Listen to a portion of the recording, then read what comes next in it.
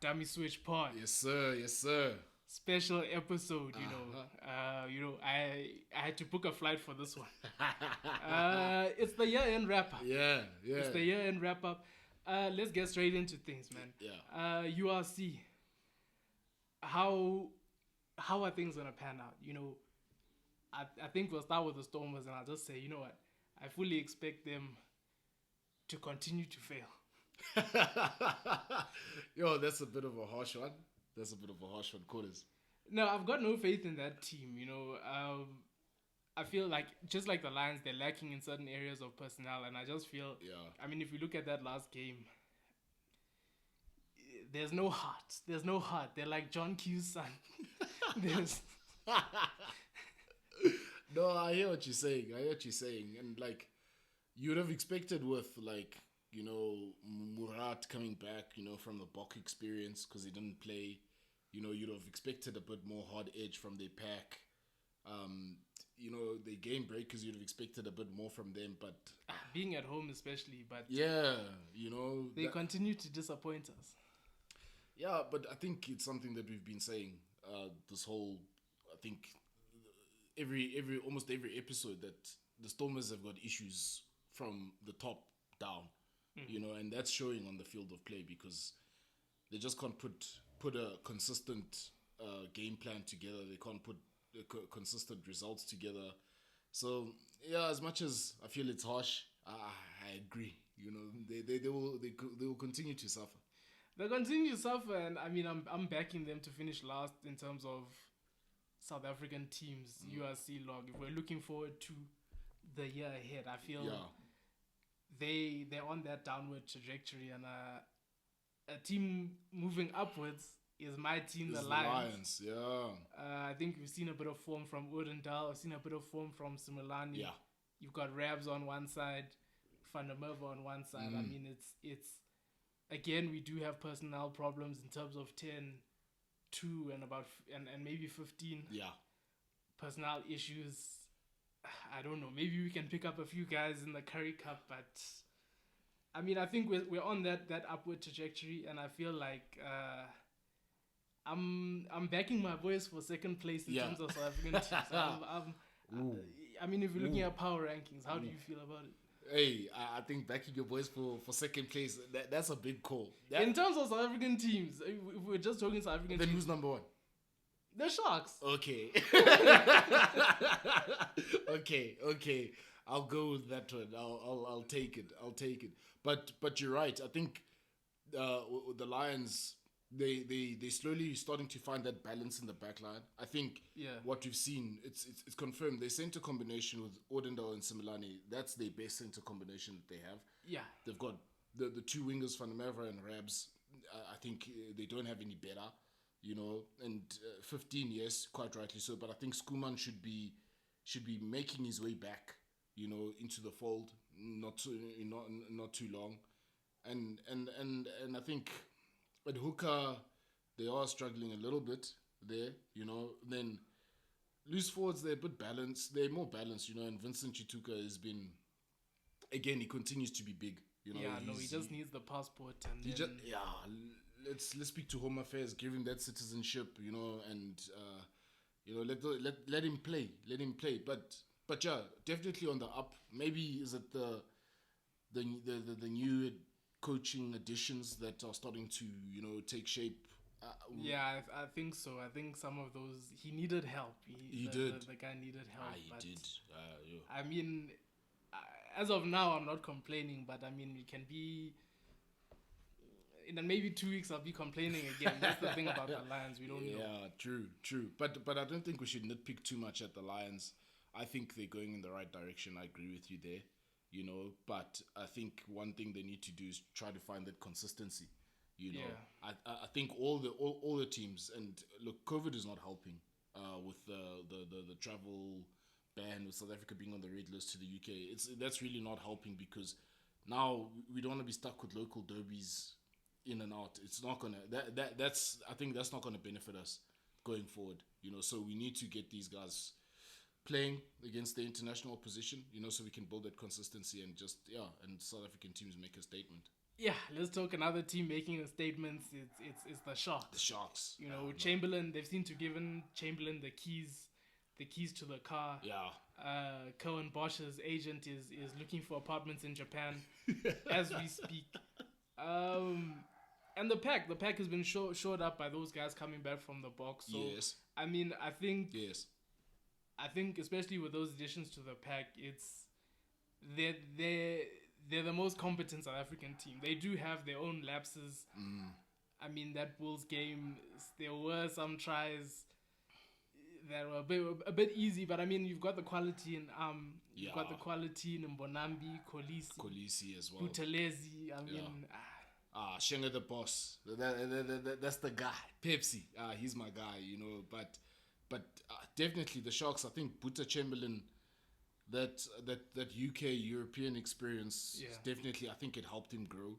You know, I think there's still more that we're going to see from him, and at the moment he's so far from all the flowers that the Sharks have had on display. You know, barring Mani Liboku, I feel didn't get a proper opportunity. You know, at 10, but out of all the guys that have been given a shot, including Bosch, Buta Chamberlain is coming out head and shoulders on top. You know, and then the pack of the Sharks, you know, Mbonambi coming in there at hooker, I think that's the biggest difference for the Sharks because, to be fair and let's be honest, the hookers that they've had, they've been good enough, but nothing special. They had Richardson in there. They don't know who's hooker to flank to hooker to Scotland. And now he's gone. It was a bit of a mess there. So I mean, they've sorted out the pack. They've got Brown Kobler. They've got some heavy Owens. They've got some big hitters. So I mean, I'm placing them as the best of the South African teams. Buta's at the wheel. We have faith in him. Another team, Bulls. This team, I feel like it's the opposite of the Sharks, where Sharks are getting in Mbonambi, Kolisi. They're losing Trevor. They're losing Vermeulen. And I mean, they're always going to be solid. Yes. But the front row is lacking. Yes. And I mean, those guys leaving, it's a big loss. Yeah, especially I think, or what we saw as well is Lizzo seems to be struggling. But look, okay, they're trying to get him to transition to tight head, you know, or to be able to to play both positions, loose head and tight head. And I don't think that's the right thing for him, you know.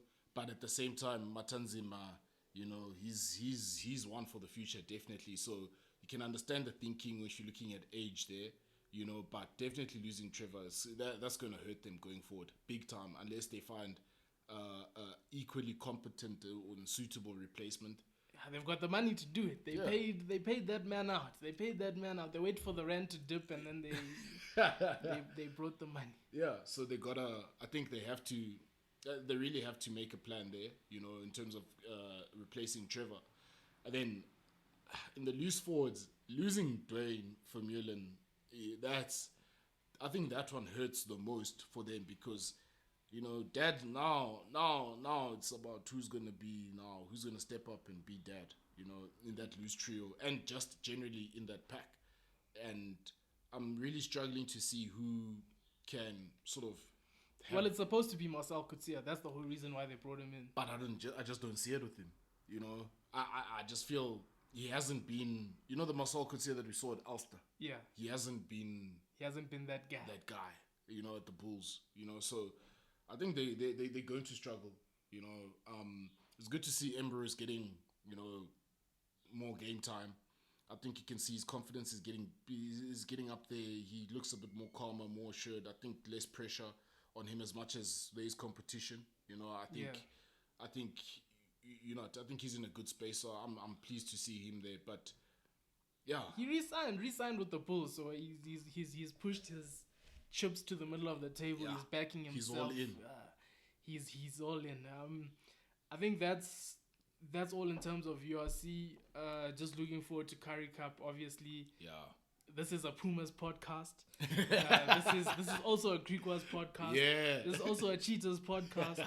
So I mean, it's good to see those guys back in the mix and to see, you know, other guys coming through at the unions. My main thing, there's a lot of talk about the player drain in South Africa and guys leaving, but it just creates more opportunity for more guys, and it just makes me think of, okay, the competition was much difficult going years back, but think of the guys that we didn't get to see, that couldn't crack it, that just given the chance might have made it. So I mean, that's why I like the Currie Cup. I like to see that kind of thing, and we're gonna find the next guy. Yeah, and I think, there was a period where Currie Cup almost became stale. I think the past was 2020 and this 2021, with the Springboks being more involved in the Currie Cup, I think it's added that bit of flavor. It's made it a bit better to watch. But then with the Pumas, like you say, Griquas, and the Cheetahs in there, that excitement factor that we otherwise would not see with the bigger unions. Those guys bring it, and we've seen the, how can I say, the effect of those guys playing consistently against the big guys, because some of their players, especially from the Pumas, have gone on. The Lions have snapped them up. There've been guys that have been, gone on to greener pastures or bigger things. So looking forward to seeing the next guys that are coming through the Puma system, the next guys that are coming through, in the Griquas system. And those guys are busy. They're always making signings. Yeah. So, I mean, there's a lot of guys coming through. Varsity Cup guys are always going to the Griquas. Exactly. Puma's got in a few players. So, yeah. This is an important competition for our rugby because, like you said, otherwise there'd be players that we would not have seen, and the Currie Cup, long may it continue. It's a good opportunity for those guys from Varsity Cup coming through, the sort of the unwanted guys from the bigger unions, or the guys that are not getting the game time, so... And the guys where there's backed up positions, like scrum half, where at the Sharks, if you're a Shark scrum half, they're adding Ruan Pina, then it's Hendrickson, then it's Nohamba. So if you're that fourth guy... And it's Grant Williams. Yeah, then it's Grant Williams. If you're that fourth, fifth guy, it's time to... You gotta go. It's time to hit... Go to the Cheetahs or the Pumas, So, hey, the opportunity's there in the Currie Cup. Yeah. In other news, state of the nation, talking about the Boks. I mean, if we look at this year, losses to Australia twice, England, New Zealand. Obviously, we beat England. We beat New Zealand. Well, we beat the British. We did beat them. We beat the British and Irish Lions. Guys that had standout years. If we're talking, for me, Kolisi and Etzebeth. Yeah. Colby when he had his chance. Yeah. And maybe a tier below that, I'd say Lukhanyo Am. And I'd say Dialende as well. He closer to the back end of the season, he started showing more. Yeah, I agree with you there. I think also you can also put Ox maybe in the same... The development. Yeah. Yeah, no, he's made stride. Strides. Most improved player. And you can say Trevor has been, I think, from a front row perspective, I think he's been most consistent. And we're seeing his value. This has been the year where it's all come together for Trev. I think, he's been a character. Yeah. He's been a guy that's missed flights, things of that nature, where maybe grown. Sometimes journalists try and paint him a certain way, but I think this year we finally saw... And he's been in that setup for a long time, So I think it's finally... He's reached the level of appreciation that we should have had for him. Yeah. But again, that's on the back end of his work. Yeah. He worked hard. He's been working hard. And we see that, he's easily... I think in World Rugby, if we had to say who's the most valuable prop in World Rugby, if you look at it, he's the guy, because... Give me another prop in World Rugby that can play at international level, loose head and tight head, at 8 and get consistently 8 out of 10 on a match day performance. Yeah, no, there's no other. They paid the money. They know what he's worth. Yeah. So I mean, those were the guys that sort of did well. But I mean, areas of concern. It's been this way for a long time. Fullback Philly LaRue has his time. Do you think his time has come? You've got Galant. You've got the Church of Farsi. Oh, Church of Farsi. Hey, and Yeah, I think Villiers, look, if his time hasn't come, the countdown has begun. That's what I feel. You know, the countdown has begun. I'm sure maybe the coaches want to still extract something from him, maybe from just a knowledge basis, we don't know. But yeah, I think it's time. Yeah, I think it's time. 2022, I think we want to see somebody else being given an opportunity at fullback, in terms of what we're looking forward to in the future. Because, yeah, we can't keep... Look, he's won a World Cup, yes. He's a quality player. We won't doubt that. But the thing is that there comes a time where we can only accept so much from an international and World Cup winning fullback. You know what I mean? I think it's time to kiss and say goodbye. It's Villiers.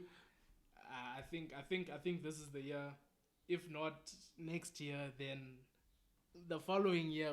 But that's a bit of a close call leading into a World Cup to change their position at that time. Another area of concern for me, Jesse Creel, and more importantly, wings not playing wing. Yeah. We've got a guy where Jesse Creel, we know he's not a wing. He's not. Played wing in what is it? Three internationals in a row, was it? Yeah. And I think this is also, it's an area of concern. Especially when you've got guys knocking on the door. Yeah. There's no shortage of wingers in South Africa. Yeah. And that's the thing is, I think wing is, especially if you want to give a guy a taste of international rugby, I think, especially in the back line. That's where it starts. It's where it starts. If you look at Jean de Villiers, he started there on the wing, and he progressed, So it raises eyebrows, that they're willing to take that risk, because it is a risk, It's a risk that it paid off on the Northern Hemisphere tour. But did it? Not really. Let me say it paid off in the sense that he wasn't overly exposed. Spoon Corsi, he plays those games. Yeah, exactly. Well, I think we do better.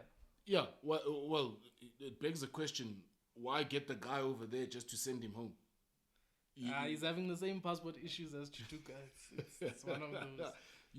So I don't understand, because he's a recognized winger. He played in the semi-final in the World Cup against Wales on the wing. Against England, I think he's got a good record against England. In terms of personal performance as well. So it's very difficult to understand why put a guy like Jesse Creel. And England for me was the Farsi test. That was where he should have made his name. Yeah. That is... Even the Grant Williams test. Yeah, it's a Grant Williams test. Again, that goes to what I was going to say next, is that I think we've learned that Reinach is better off the bench. Yes. Scrum off is an area of concern. We've got Herschel that hasn't had the game time. He's going to need the game time in URC. And I think he's playing for his position in that squad right now. Yeah, he's got to be. I think if he doesn't step up, I think if he doesn't step up and show the form that actually got him in there, it's going to be very difficult to justify bringing him back in. Just from... And Jaden Hendricks, he's hanging upside down like 50 Cent in that video. He's in, he's recuperating. He's recuperating. He got shot 9 times, but he's coming back. He's coming back. This holiday, that man is working. I know it for a fact. Yeah, he's grinding. He got the taste. He looks the part. And he looks like our future. You can easily see he's got the all-round game. He's got the mentality. He's got the kicking game. He can run the ball, and he's not afraid. So that's the kind of 9 that you want. Even Nohamba, I'm part of the Nohamba fan club, so I'm also I'm still backing him. I've still got shares in him. I haven't cashed them out yet. Yeah, I wouldn't mind seeing the 3 Sharks scrum offs. Based on performance, if they can keep their performances up, I wouldn't mind in 2022 seeing the 3 Sharks scrum offs in the box setup. Especially with Faf recovering from injury, I think it's an opportunity to actually see from an extended period to see what the next guys can offer. Yeah.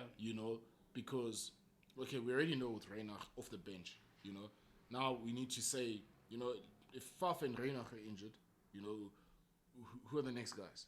You know, and if Herschel's not performing, we've got to give those three guys a chance. Yeah, that's for me makes sense. To go that route, but that's why Jack gets paid the big bucks. Yeah, last one for the episode. New blazers. Who will we see wearing that green blazer? And I'm not talking about this one where they hold it where over they the hold it. Yeah, no, I'm talking who's actually gonna play for the Boks in this coming year. 2022. Yeah. Oh, I'd love to see Speckman. Speckman's got to he's got to put that blazer on his shoulder, on the wing, because he was called in. Nah? I think we may see Murat getting a look in one of the tests in June, because clearly they see him as one for the future, and he's a big unit, and he's got leadership capabilities or abilities, having been a captain at junior level, and even now he's captain at for the Stormers, so there's a lot of faith in him, so I think he could be one of the guys. Who am I missing? Grant Williams, Grant Williams, I think he's going to be due if he can match his performances. It's going to be tight, but I'd love to see him as well. Him and Nohamba. I still love the little guy. I still love the little guy as well. So I think, we got to see them, putting that blazer I'm just, I'm with Grant Williams. I'm just hoping that he can get to wear that thing and it's not just in his cupboard for. There's some guys that had that thing in for years. Yeah. So Grant Williams, I just hope that promises are kept, and I hope he gets to play. For me, Evan Ruiz, I think he'll finally get his chance. Yeah. I think you'll find number 8 is a bit of a problem area for us. I'm going Similani. Off the last game of the year, I'm going Similani. I'm saying to 12, Similani to 13. I think we'll see that at some stage. I had Williams here as well. Rabs, I think Rabs might get a shot. Maybe this is I'm higher on Rabs than I am on Speckman. Okay. So I've got, maybe it's a hometown decision. Maybe it's maybe I'm backing my boy. No, you're allowed. But I think I've got Rabs there, and home affairs willing, I've got Chituka. No, but definitely I think he's a big one for sure. Chituka, home affairs willing. We gotta speak to the minister there and get him in. Natim Teta, sports minister, he's also gotta go have a word, because we've got a resource here. We don't want to see him turning out for England, or for Wales, because there's a guy from DRC that's playing for Wales now. So we don't want Chituka to be a Welshman. He's better here in South Africa. Rabs, I can see what you're saying there with Rabs. He's got the raw pace and power, physicality. Maybe there's just maybe technical issues, but it's I know what you mean. But I can definitely see that. Russ, if you're talking 8th man, if you're gonna say Russ, then I'm gonna come in and counter and say Shenga the boss, Pepsi Buthelezzi's gotta get a look in. No, I think Pepsi, he'll hold the blazer. Okay. I think Pepsi will hold the blazer next year. But I think he'll only get to put it on after 2023. No? Yeah, I think. Or maybe before World Cup 2023. I think Pepsi's going to France. One way or the other. He's going to France. He has to. I just think. I think those guys are the ones that will actually play. Yeah. And I mean, even that, it's 1, 2, 3, 4 guys. It's already a lot. Yeah. Do you know who else? Who I want to see more consistently? Joseph Dweba. Yes. I want to see him third hooker. I think, yes, Mbonambi and Marks, we know what we have in them, right? But now we must see if either of those two are injured, who's the next guy? Because I feel like 2022 should be a year where the main guys of the Springboks are given a bit of more rest, building up to 2023. yes, I'm sure there's things that they want to integrate into the game plan and develop the game plan, like the ball in hand stuff that we've been talking about, that we've seen glimpses of that they can do, So, yeah, I think next year is ideal for the Boks to, to give some other guys a look in to see exactly can they hang or not, and from there we can have a good squad. Yeah, looking forward to next year's rugby. I think all in all, if we have to talk Boks this year, I'm retaining number one spot. I'm a happy man. I think even if we didn't retain number one spot, I'm a happy man. Yeah. The way things have turned out, especially with France beating New Zealand. Yeah. I think even England winning, it's gonna pump them up to bring them down. To bring them down. Yeah, because I mean, we saw 2018 Twickenham, they won at Twickenham. We got them in the final 2019 World Cup, and we all know how that went. So this time around, I think those results, there's a lot we can take out of it from as a South African fans, that our team is moving in the right direction, but World Rugby needs to get their act together, because it's us against the world, But it's always been us against. It's always us against the world. But we're still number one. We number one, baby. We number one. Number one. Any closing remarks, Chris? No. Outside of number one, it's fine. It's good to end of the year at the top. Yeah, it's good.